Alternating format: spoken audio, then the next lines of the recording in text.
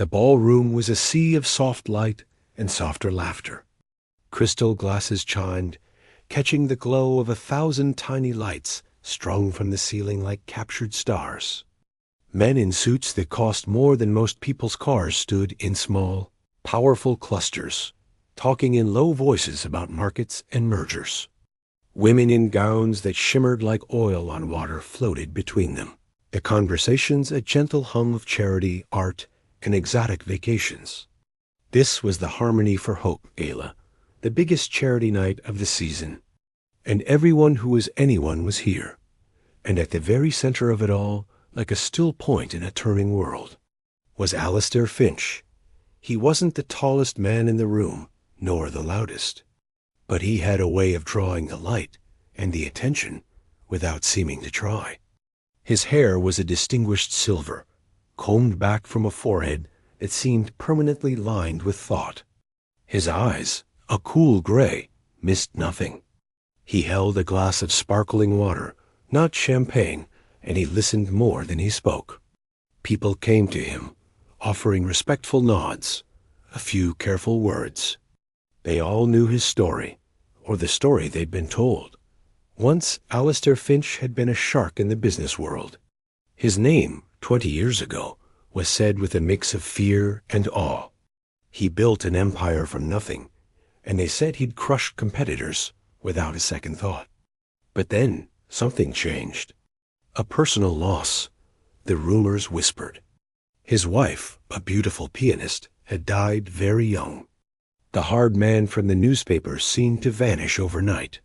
In his place emerged the Alistair Finch of tonight, the elite philanthropist. He gave away vast sums to hospitals, music schools, and shelters. The past was buried under a mountain of good deeds and generous checks. He was now more of a myth than a man, a symbol of redemption. The gala was his pet project. It raised money for his city's struggling music programs. He moved through the crowd with practiced ease, offering a thin smile here, a word of thanks there. But if you looked closely, his eyes were distant.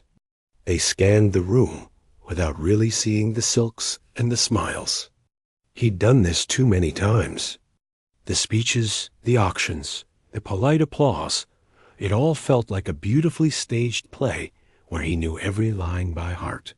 He felt a familiar, hollow ache in his chest, the one that never truly went away, the one all the money in the world couldn't fill. Across the room, near the shadow of the grand piano, a young woman worked. Her name was Elena. She wore a simple black dress, the uniform for the night's serving staff.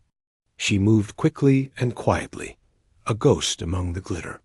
Her job was to keep the area clear, to collect empty glasses before they cluttered the elegant tables. She had a stack of delicate champagne flutes balanced on a tray, and her arms were beginning to ache. She was used to it. She worked 2 jobs most days. This gala work paid well for one night, and she needed it. Elena wasn't like the other staff. Her eyes, a dark, thoughtful brown, didn't dart around nervously. They observed. She watched the way the people moved, the fake smiles, the subtle shifts in power, as someone important entered a conversation. She didn't feel envy, just a tired kind of curiosity. Her mind, however, was somewhere else entirely. It was on the piano dot. It was a beautiful instrument, an ebony Steinway that gleamed under a small spotlight. It seemed to call to her. Her fingers, resting against the side of her tray, twitched almost imperceptibly. They were strong fingers with calluses in unusual places, not from cleaning, but from years of pressing against the strings of a borrowed guitar, from tapping out complex rhythms on any surface she could find. But most of all, from the memory of piano keys. She hadn't touched a real piano in over a year. Not since the old upright in her foster parents' living room finally gave out, a key sticking forever in a sad, silent protest. Music was a locked door inside her. And seeing this magnificent instrument, so close and yet so untouchable, was a specific kind of pain dot, As she reached to collect a half-empty glass from the top of the piano, her tray tilted slightly. She steadied it, but her pinky finger, extended for balance, grazed the edge of the highest ivory key. A single pure, high note rang out. It was a tiny sound, almost lost in the murmur of the party. But it shot through Elena like electricity. She froze, a flush of embarrassment heating her cheeks. She quickly looked around, hoping no one had noticed. Someone had. Alistair Finch, from his place near the podium, heard it. His head turned, not toward the sound, but as if pulled by an invisible wire. His gaze landed on Elena. It wasn't her near mistake that caught him. It was the way she was looking at the piano. It wasn't the shy glance of a clumsy server. It was a look of profound, aching familiarity. A look of loss. He knew that look. He saw it in his own mirror every morning. He watched as, thinking herself unobserved, she let her fingertips, just for a heartbeat, hover over the keys. They didn't press down. They just traced the air above them, moving in a tiny, intricate pattern. It was the muscle memory of a scale, a complex run of notes, a pianist's gesture. A cold, impossible feeling began to stir in Alistair's gut. It was more than curiosity. It was a prickle on the back of his neck, a sense of dizzying recognition that made no sense. This girl, this waitress in a black dress, the way she held her hands. The main speech ended, and a wave of applause filled the room. As it died down, there was one of those awkward, brief silences that happen at parties, where the music hasn't started, and conversations haven't quite kicked back up. It was in that silence that Alistair Finch moved. He didn't make a decision. His feet carried him across the polished floor, parting the crowd effortlessly. All eyes followed him. He stopped a few feet from the piano, right in front of Elena, who was now clutching her tray like a shield. The room grew quiet, anticipating a kind word to the staff. Perhaps. Alistair's voice, when he spoke, was not loud, but in the quiet, it carried to every corner. It was a voice used to being obeyed. He pointed a single steady finger at the piano bench. "Young lady," he said. His gray eyes were locked on hers, intense, searching for something. "Play something for us." Elena's eyes went wide. The blood drained from her face. She shook her head, taking a small step back. "I'm sorry, sir. I'm just staff. I can't play." But Alistair didn't move. He took a half-step closer, his insistence filling the space between them. The crowd was utterly captivated now. This was more interesting than any auction item. The great Alistair Finch, challenging a waitress to play? "Indulge me," he said, and his voice softened, but the command in it was still iron. A strange, almost desperate light was in his eyes. "Please, play." Elena looked from his face to the sea of staring, expectant people. She saw smirks, confusion, boredom turned to interest. Her heart hammered against her ribs. This was a terrible idea. This could get her fired. Every sensible part of her screamed to refuse again, to walk away. But then she looked at the piano, that beautiful, silent, waiting piano, and she looked at the man's face. It wasn't cruelty she saw there. It was something else. A need. Slowly, carefully, she bent down and placed her heavy tray on the floor. She wiped her sweaty palms on her dress. The room was so quiet she could hear her own breath. She walked the 3 steps to the bench and sat down, her back straight. She stared at the black and white keys, a landscape of fear and promise. She closed her eyes. For a second, there was only the sound of her own pulse in her ears. She wasn't in a gala. She was somewhere else, years ago, listening to a recording on a crackly old cassette, a voice whispering the notes to her. Her shoulders relaxed. She placed her hands on the keys. They felt like home, and she began to play. The first note was not a single sound, but a chord. It was low and rich, a deep hum that seemed to vibrate up from the floorboards and into the bones of everyone listening. It was not the light, tinkling melody people expected. It was something heavy, something old. Elena's eyes were still closed. Her face, which had been pale with fear, was now calm, lost in the world her hands were creating. Her fingers, those calloused, working fingers, moved over the keys with a strength and a certainty that transformed them. They were no longer the hands of a waitress. They were the tools of a musician. The music that unfolded was not a famous piece. No one in the room recognized it. It didn't sound like something you'd hear in a concert hall or on the radio. It was personal. It started slow, a wandering, sorrowful melody in the lower register. It sounded like a question without an answer, like someone walking alone through empty rooms at night. Then, her right hand leaped up the keyboard. A series of high, clear notes fell like raindrops on glass. They were incredibly fast, each one perfectly distinct, a shower of technical brilliance that made several people in the crowd, who knew a little about music, catch their breath. This was not amateur playing. This was the kind of skill that took a lifetime to develop. The two hands began to speak to each other. The left hand played a restless, rolling rhythm, a current of deep worry. The right hand danced over it with melodies that were sometimes sweet, sometimes sharp with pain. The music swelled, filled with a furious energy. It sounded like a struggle, like trying to push against a great weight. Then it would collapse back into that lonely, wandering theme. Even sadder than before, the entire grand ballroom was under a spell. You could have heard a pin drop.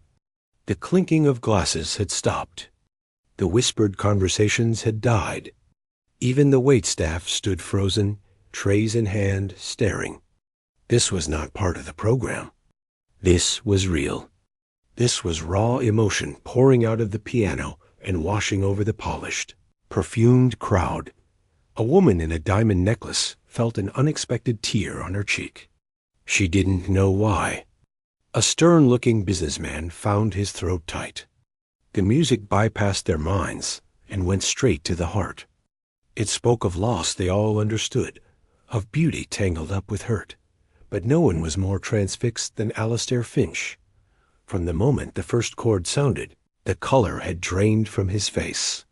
He stood absolutely still, not 10 feet from the piano, his glass of sparkling water forgotten in his hand. His gray eyes, usually so cool and calculating, were wide with a shock so deep it looked like physical pain. He knew this music. He didn't just recognize it. He felt it in the marrow of his bones. The hair on his arms stood up. His breath came in short, shallow gasps that he fought to control. The room, the people, everything blurred away. He was no longer in a gala. He was in a small, sunlit practice room at the old conservatory, decades ago. The air smelled of dust and old wood. He was young, his hair still dark, leaning against a wall, watching the love of his life play, his wife, Isabella. She had been composing something new. She was frowning, chewing her lip, her fingers experimenting with these very phrases, this sorrowful walk, these bursts of angry, brilliant notes. She had called it her storm piece. She said it was about the weather inside her head. He had laughed and kissed her forehead, not fully understanding the darkness in the music. He just loved watching her create. She had never finished it. At least, he thought she hadn't. She had never written it down properly. She would play parts of it, different parts on different days, but he'd never heard the whole thing put together like this. After she died, the music died with her. He had searched for scraps of notation, for any recording, and found nothing. It was a ghost, a memory of a melody that haunted him in quiet moments. And now, here it was, alive, pouring out of this stranger's hands in his own ballroom. It was impossible. It was a miracle. It was a cruelty. His eyes were fixed on Elena's profile. In the spotlight's glow, with her eyes closed in concentration, the line of her jaw, the way a strand of dark hair fell across her forehead, a terrifying, impossible resemblance began to form in his mind. It wasn't exact, but it was in the spirit, in the energy. It was in the music, the piece built to its climax. Elena's body was fully involved now, leaning into the keys, her shoulders moving with the force of the chords. The music was a torrent, a thunderstorm of sound that shook the very air. And then, suddenly, it broke dot, fractured into a handful of high, ringing notes, lonely and distant. The left hand played a final, deep, resigned chord that hummed into silence. It was over. Elena's hands fell into her lap. She was trembling. She opened her eyes, blinking as if waking from a deep sleep, and the real world rushed back in the blinding lights, the sea of silent, staring faces. A hot wave of shame and fear washed over her. What had she done? She had gotten lost. She had played that piece, the one from the cassette, the one she promised herself she'd never play for anyone. For 3 long seconds, there was utter silence. Then the applause started. It wasn't the polite clapping from earlier. It was a roaring, surprised, emotionally charged ovation. People stood up. They were moved, confused, amazed, but Elena didn't hear them. She was watching one man. Alistair Finch was moving toward her. The applause meant nothing to him. He walked through the sound as if it weren't there. His face was a mask of pale stone, but his eyes were burning. He stopped right in front of the piano, looking down at her. The applause, sensing a new drama, faltered and died away. The room was once again gripped by a breathless quiet.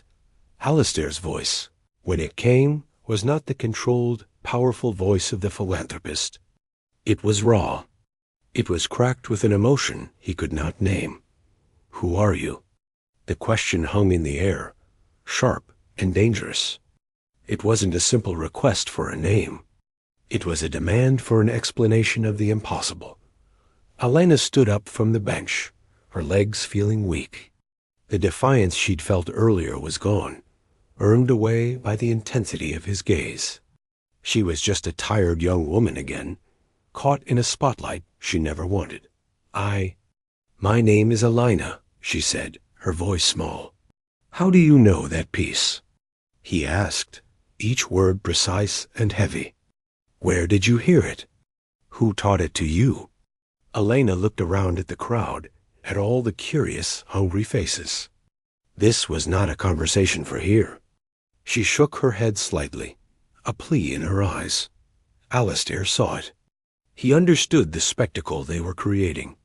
With a force of will that was legendary, he pulled his composure back around him like a cloak. But the storm was still in his eyes. He turned to his assistant, a nervous young man hovering nearby. Please, Alistair said, his voice now cold and formal, but with a tremor underneath. Escort this young lady to the library. I will join her shortly. He then turned and offered the crowd a thin, utterly unconvincing smile. A remarkable talent discovered in our midst. Please enjoy the music. The jazz trio will begin shortly. He gave one last, long look at Elena, a look that promised this was not over, before turning and walking stiffly from the ballroom, leaving a hurricane of whispers in his wake. Elena, escorted by the assistant, walked through the parting crowd. She felt their eyes on her, heard the confused murmurs. Who is she? Did you hear that? What just happened? She didn't know what just happened either. All she knew was that the secret she had carried for so long, the music from the old cassette tape labeled only with a faded I, was not just hers anymore. And the man who owned this world, the man she had come here to see, now knew it too. The plan, whatever it had been, was spiraling out of control, and she was being swept away by the current. The library was a world away from the glittering ballroom. It was a room of deep silence, smelling of old paper, leather, and polished wood. Shelves of books, mostly untouched, reached up to a shadowed ceiling. A single lamp on a large, heavy desk cast a pool of warm light, leaving the corners of the room in darkness. Elena stood in the middle of the rich carpet, feeling completely out of place. The assistant had closed the heavy wooden door softly behind her, leaving her alone. The distant sound of the jazz trio was just a faint, cheerful rhythm, a reminder of the normal party continuing without her. In here, the air felt thick with expectation. She wrapped her arms around herself. The adrenaline from playing was gone, leaving her cold and shaky. She had done it. She had played the sonata, and she had seen the look on his face. It wasn't just recognition. It was devastation. For a moment, looking at his pale, shattered expression, her carefully built-up anger had wavered. She had felt a stab of something else pity. Maybe. Before she could sort through her own feelings, the door opened. Alistair Finch entered. He closed the door behind him, and for a moment simply stood there, his back against it, studying her. The public mask was gone. He looked older, tired, and the intensity in his gray eyes was almost frightening. He didn't move to sit behind the grand desk. He stayed by the door, as if to block any escape. "Elena," he said, her name sounding strange in his mouth. "That piece of music, Isabella's Storm, that is what she called it. No one else knew it. She never wrote it down. She only ever played it for me." His voice was low, controlled, but it vibrated with a desperate urgency. "So I will ask you one more time. Who are you?" Elena took a deep breath. This was the moment. The reason she had taken the job, had planned to get his attention. But facing him now, in this quiet room, the rehearsed words felt hollow. She decided to stick to the simple truth. The first part of it anyway. "My full name is Elena Marino," she said, forcing herself to meet his gaze. "And Isabella was my mother." The words landed in the quiet room like stones dropped into a still pond. Alistair didn't react at first. He just stared, processing. Then a slow, pained shaking of his head began. "No, that's impossible. Isabella and I, we wanted children. We couldn't. There was no child. She was pregnant before she met you," Elena said, the words coming out in a rush now. The story, told to her so many times by the woman she called Aunt Clara, began to unfold. It was a brief relationship with a musician, a jazz pianist. He was talented, but he had problems. He wasn't stable. My mother knew her family would never accept it. They had such big plans for her, a classical career.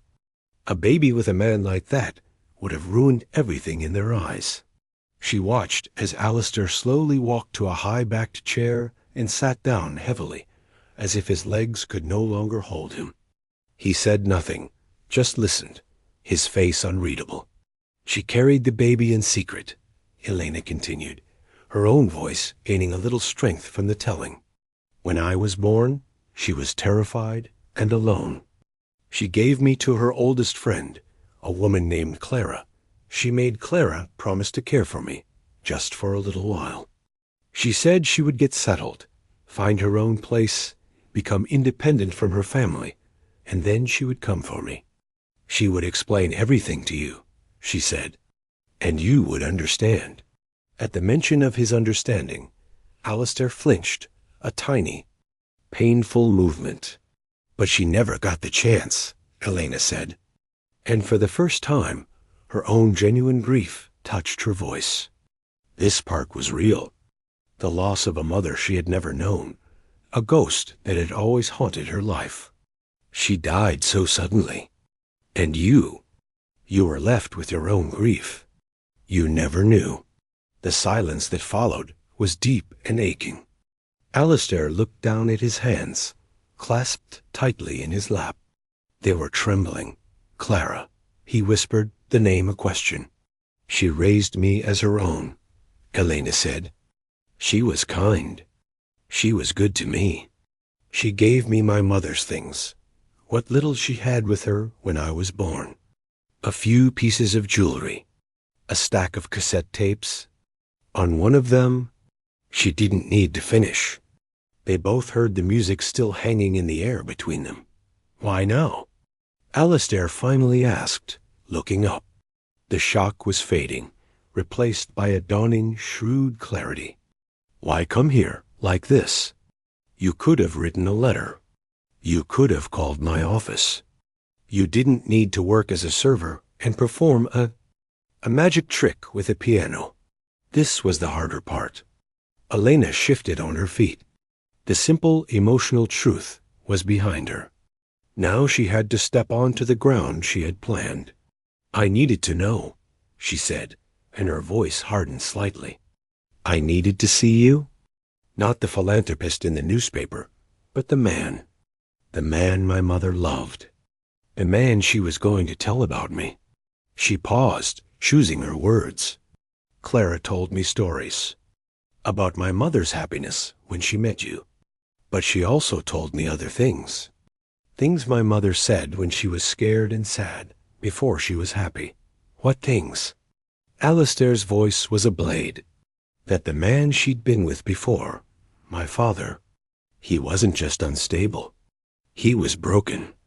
His career fell apart. He lost his gigs. Clara said my mother thought it wasn't an accident. She thought a powerful man, a businessman who wanted my mother for himself, had ruined him. Made calls. Spread rumors. Made sure he'd never work in this city again. She let the accusation hang there, in the lamplight. She didn't say his name. She didn't have to. Alistair's face went very still. The pain was gone, replaced by something cold and guarded. You think I am that man? I don't know what to think, Elena said, and that, at least, was honest. I only know what I was told. That my father disappeared, broken and penniless. And that a few months later, the great Alistair Finch was engaged to the brilliant Isabella Marino. I know that you built your first fortune by crushing people. It's in all the old articles. So I came to see the legend up close. To see if the man who gives away millions now is the same man who might have destroyed a life to get what he wanted. She expected anger, a furious denial, a command to leave. Instead, Alistair did something surprising. He leaned back in his chair, the stiffness leaving his shoulders. He looked at her not with rage, but with a sudden, deep weariness, and something that might have been respect. That, he said slowly, was a very brave thing to do, and a very foolish one. He stood up and walked to the window, looking out at the dark night. You are right about one thing. I was a different man then, ruthless, ambitious, blind to anything but the next deal, the next victory. He turned to face her. But I did not ruin your father. I never even knew his name. Isabella never spoke of him. She told me there had been someone, that it had ended badly, and that was all. Her pain about it was one of the things that drew me to her. I wanted to protect her from ever feeling that kind of hurt again. He took a step toward her, his eyes searching her face. You have her hands. You have her gift. And you have her courage to walk into the lion's den with nothing but a song and a story. He shook his head, a sad, almost smile touching his lips. But you also have a young person's certainty. You think the world is a simple story of villains and victims. It is not. Your father's tragedy, and your mother's, and mine, they are part of a much sadder, more complicated tapestry. Elena felt the ground shifting under her. His denial felt real. The weary sadness in his voice felt real. Had Clara been wrong? Had her mother's fears been just fears, not facts? But the music, Alistair said, his voice softening. How did you... You play it as if she were teaching you herself. The tapes, Elena whispered. She recorded herself practicing, talking to herself sometimes. On one tape, she was working on the storm piece. She played parts, stopped, cursed, played them again. I listened to that tape 1,000 times. I learned it by ear, note by note. It was the only way I could know her. For the first time, tears glistened in Alistair's eyes. He blinked them away quickly. "She would have loved you," he said, his voice rough. "She would have been so proud of you." In that moment, the last of Elena's planned confrontation melted away. She wasn't facing a monster. She was facing a lonely old man who had loved her mother, and who was as haunted by the past as she was. He walked to the desk and picked up a small, framed photograph she hadn't noticed before. He held it out to her. It was a picture of a young woman with wild, dark hair and a laughing, beautiful face, sitting at a piano. Elena took it, her own eyes filling with tears. She was looking at her mother for the first time. "Welcome, Elena," Alistair Finch said quietly. "However you came to be here, and for whatever reason, welcome." The days after the gala were a strange, quiet whirlwind for Elena. She went back to her normal life, her small apartment, her other job at a diner, the constant worry about bills, but nothing felt normal anymore. The world had tilted on its axis. Alistair Finch had been true to his word in the library. He hadn't thrown her out. He hadn't denied her. He had welcomed her. But it was a cautious, fragile welcome. Before she left that night, he had given her a card with a private number. "Take a few days," he'd said. "Process this. Then call me. We will talk about what comes next." What did come next? That was the question that buzzed in her head as she wiped down tables and refilled coffee cups. The raw emotional shock of their meeting had worn off, and in its place was a tangled knot of feelings. There was a flicker of hope, a desperate, hungry hope she hadn't allowed herself to feel in years. Maybe she had found family. Maybe this man, with all his resources, could see her, truly see her, and help her.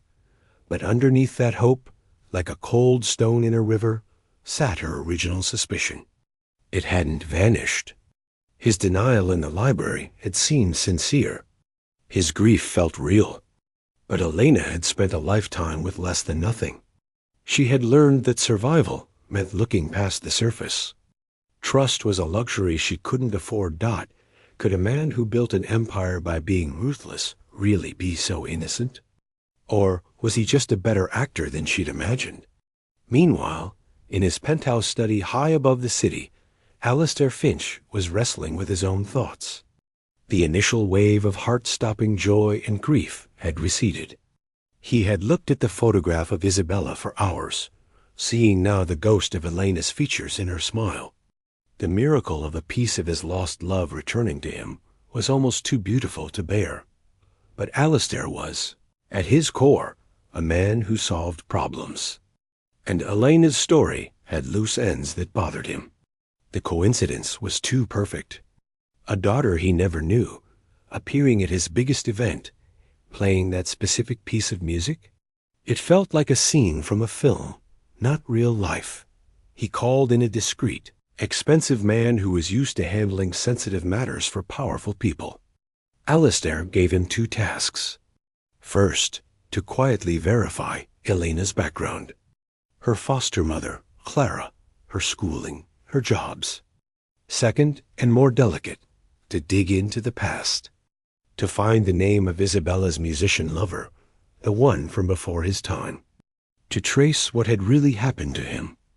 "I need to understand the full picture," Alistair told the investigator, his voice neutral. For her sake as much as mine. A week after the gala, Elena finally called the number. He invited her to lunch, not at a fancy restaurant, but at a quiet, private club where they could talk. The meal was polite, strained. He asked about her life, her love for music. She asked about her mother, small details, her favorite flower, the food she hated. They were building a bridge, plank by careful plank, over a canyon of unknown depth. It was during their third meeting, in his art-filled living room, that the investigator's report arrived. Alistair excused himself to take the sealed envelope. He read it in his study, his face growing colder with each paragraph. The first part was straightforward. Elena's story checked out. Clara had indeed been a close friend of Isabella's. Elena's birth certificate listed an unknown father. Her life had been a hard-scrabble journey of foster care and struggle after Clara's health failed. It was all true. The second part was the poison. The musician's name was Leo. He had been, by all accounts, a truly gifted pianist, but mercurial and prone to dark moods. In the months before Isabella met Alistair, Leo's career had indeed collapsed. The investigator found old booking managers, musicians from that era. The story was consistent. Gigs were canceled. Club owners got nervous. A whisper campaign suggested he was unreliable, a drug user, a troublemaker. The source of the whispers was traced back, not directly to Alistair, but to a business rival of the time, a man Alistair was in a brutal public fight with over a shipping contract. This rival had known Alistair was smitten with the beautiful young pianist Isabella. Ruining the man she was seeing, the investigator suggested, was likely the rival's idea of a cruel joke, a way to twist the knife in Alistair during their business war. But Alistair had never known. He'd been oblivious, focused on his deal and his courtship. The report concluded with Leo's fate. He had left the city, his spirit broken, and had died a few years later in a hit-and-run accident in another state. A sad, anonymous end. Alistair felt a heavy sickness in his stomach. It wasn't his hand that had ruined Leo, but his shadow. His very existence in that world, his fight with an enemy, had created the cyclone that destroyed the man. And Isabella must have suspected. She must have seen the timing of her lover's destruction coinciding with the rise of the powerful, persistent new man in her life. She had carried that terrible doubt to her grave. He walked back into the living room, the report feeling like lead in his hand. Elena was looking at a small sculpture, but he could see the tension in her shoulders. The investigator finished his work, Alistair said, his voice flat. Elena turned, her eyes wary. And you were right to be suspicious, he said, sitting down heavily. He told her what he'd learned. About Leo, about the business rival, about the twisted, indirect way that the world he operated in had caused the catastrophe. I didn't give the order. I didn't even know it was happening. But my world, the world I built with my ambition, it chewed him up and spat him out. And your mother saw it happen. She must have thought I was the monster behind it. Elena listened, her face pale. It was a worse truth than she had imagined. Not a simple villain, but a careless giant who didn't notice the houses he was crushing as he walked. So it's true, she whispered, her voice hollow. In a way, it's all true. In the most tragic way possible, yes, Alistair said, his own guilt a sharp taste in his mouth. And Elena did something he didn't expect. She let out a long, shaky breath, and a look of resolve settled on her face. The nervous young woman seemed to fall away, leaving someone older, harder. I knew about Leo, she said quietly. Clara told me his name. And I knew about the timing of his downfall. But the business rival, that's new. Alistair's head snapped up. What do you mean, you knew? My coming to the gala wasn't an accident, Alistair, she said, using his first name for the first time. It sounded like a weapon. I didn't just take a job and hope you'd notice me. I planned it. I found the sonata on the tape, yes. But I spent months learning about you, reading every old article about your business wars. I found pictures of my mother with you. I saw the timeline. I knew when she met you. I put it all together myself. She stood up, pacing now, her words coming faster. I didn't have proof. I had a story. A story that said the great philanthropist's charity was just a way to wash blood off his hands. I came to that gala to play that song for one reason. To see your face when you heard it. To see the guilt. To make you remember what your ambition cost. It wasn't for a family reunion. It was an accusation. The room was silent. The truth was out, cold and ugly on the expensive rug between them. Alistair looked at her, this fierce, wounded, brilliant young woman. She hadn't come for love or money. She had come as a detective, a prosecutor, a ghost from his past, delivering a verdict. And in that moment, he felt no anger toward her, only a crushing, profound shame. So, he said, his voice rough, you orchestrated it all. The job, the piano, the performance. It was a trap, and I walked right into it. Yes, Elena said, her bravery finally giving way to a flicker of exhaustion. But the trap, it caught me too. Because you weren't the cartoon villain I imagined. You're just a man. A sad old man who lost the love of his life and who didn't see the wreckage he left in his wake. And her voice broke. I'm just a daughter who wanted someone to blame. They sat there, in the aftermath of the revealed truth, the two of them surrounded by beautiful, empty things. The charitable act had been a calculated gambit. The shocking discovery had been a targeted strike. Now, there was nothing left but the raw, complicated reality of two broken people, connected by a ghost and a melody, with no script left to follow. The silence in the lavish living room was complete. It wasn't a peaceful quiet. It was the heavy, ringing stillness that comes after an explosion, where the air itself feels bruised. Elena's confession hung between them. She had laid her cards on the table of the planned arrival, the intentional performance, the desire not for family, but for confrontation. She felt empty and terribly exposed. She had shown him the worst of her motives, the hard kernel of anger she'd carried for years. Now she expected him to become what she'd always feared, a powerful man, cornered and dangerous. Alistair didn't move. He sat in his large armchair, looking not at her, but at some distant point in the past. The report from the investigator lay on the table beside him, a few pages of cold truth. He absorbed her words, each one a final piece of a painful puzzle. Finally, he let out a long, slow breath. It was the sound of a man setting down a burden he'd carried for decades. An accusation, he repeated softly, nodding. I suppose I deserved one. He looked at her then, and his eyes were clear. The shock, the grief, the guilt, they were all still there, but they had settled.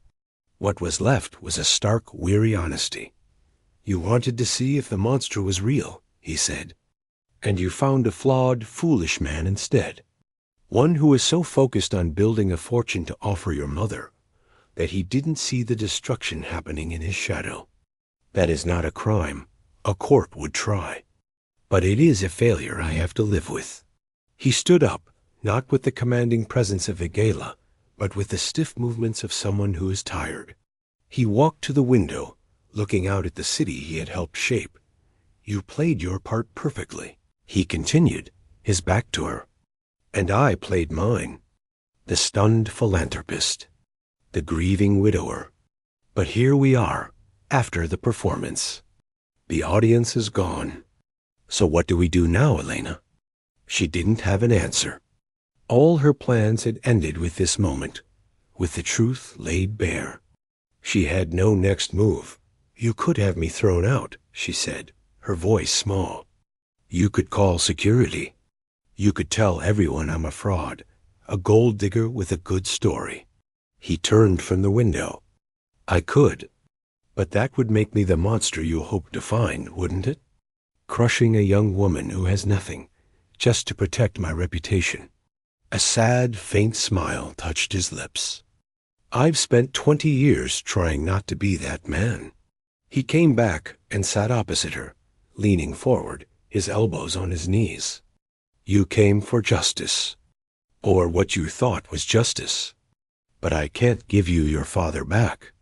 I can't give you the childhood with your mother you should have had. No one can. That pain, it's just something we carry. Elena felt tears prick her eyes. He wasn't offering sympathy. He was stating a fact. It was strangely comforting. What I can see, Alistair said, his voice becoming firmer, more focused, is a remarkable talent. A talent that fell from the sky, from Isabella, and landed in you. I heard it. The whole city heard it. That wasn't a trick. That was real. You have a gift that is being wasted on diner shifts and late-night worries. He was looking at her now with a different kind of intensity. Not the emotional shock of discovery, but the sharp appraisal of a man who knew how to build things. I will make you a proposal, he said. It is not because you are her daughter. It is not out of guilt, though that is there. It is because the world is a poorer place when a voice like yours is silenced. Elena's heart began to beat faster. What proposal? I will become your patron. Not your grandfather. Not your family. Your patron. I will pay for the best piano teacher in the country. I will rent a studio apartment for you, with a piano, so you can practice. I will cover your living costs, so you can quit your other jobs and focus on nothing but music for 1 year. Just 1 year? He held up a hand before she could speak. There are conditions. First, you finish your general education. A tutor will be provided. Second, you practice. 6, 8 hours a day. It will be harder than any job you've ever had. Third, and most important, we do this with clear eyes. No pretending we are a happy family. We meet once a month, like a business review. You show me your progress. We can talk about your mother, if you want. Or we can not talk. We build something new from this wreckage. Something honest. Elena was stunned.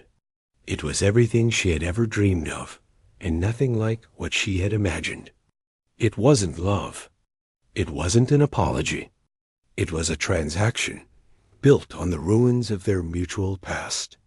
A chance, bought and paid for. Why? She whispered. Why would you do that, after what I just told you? 2 reasons, he said plainly. For her, Isabella's music should not have died with her. You can give it life again. That is a beautiful thing. And for me, he paused, choosing his words carefully. For 20 years, my charity has been about writing checks to fix things far away. This is something I can actually fix. Not the past, but maybe a piece of the future. It is a selfish thing, in a way. It helps me sleep. He leaned back. You don't have to answer now. Think about it. Elena didn't need to think. She had spent her life with no choices. Here was a real one, hard and clear. It wasn't a fairy tale. It was a ladder, offered from the depths of a hole she'd helped dig. Yes, she said, the word leaving her lips before she could second-guess it. The conditions, they're fair. More than fair. Alistair nodded, a businesslike finality in the gesture. Good. My assistant will draw up a simple agreement. We start next week. And just like that, it began. The following months were not easy. The studio apartment was small and simple, but it had a good piano. Her teacher, a stern woman in her 60s, had no patience for wasted time or self-pity. The hours of practice were grueling. Her fingers ached. Her back hurt from sitting. Sometimes she would play a phrase from her mother's Storm Sonata, and a wave of such complicated sadness would hit her that she'd have to stop. Once a month, she would go to Alistair's penthouse. They would sit in the living room. She would play what she was working on, a Chopin etude, a Beethoven sonata. He would listen, his eyes closed, and then offer a single piece of feedback, usually about the feeling of the piece, not the technique. "It needs more longing," he might say. Or, "That should sound angrier." Afterward, they would have tea. Sometimes they talked. He told her about the time Isabella tried to cook a meal and set off every smoke alarm in the building. She told him about Clara, about how she'd hum melodies while sewing. Sometimes they sat in a silence that was no longer hostile. Just present. They were not grandfather and granddaughter. They were two survivors from the same shipwreck, washed up on different parts of the same shore, learning to send signals to each other. One afternoon, about 6 months in, Elena was practicing a particularly difficult passage. She was frustrated, hitting the same wrong note again and again. She slammed her hands down on the keys in a discordant crash of sound. Tears of frustration welled in her eyes. She thought about giving up. She thought about the easy, hard familiarity of her old life. Her phone buzzed. It was a text from Alistair. It wasn't their scheduled day. The message was simple. Asterisk, asterisk. She hated that passage too. She said the notes felt like stones in her shoe. Keep walking. Asterisk, asterisk. Elena stared at the words.